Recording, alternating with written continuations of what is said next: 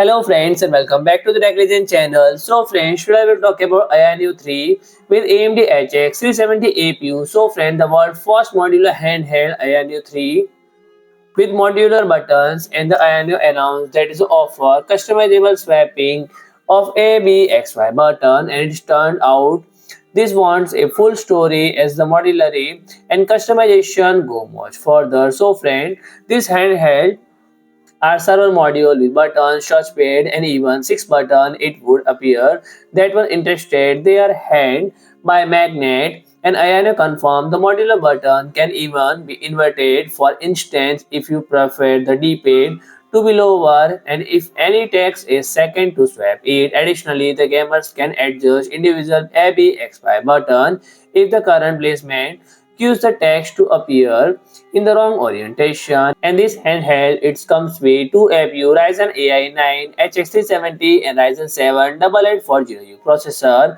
and it will be also available in white and black color option with both LCD and OLED display option. So friend, if you like my video, please do like, share and comment, and don't forget to subscribe my channel and press the bell icon.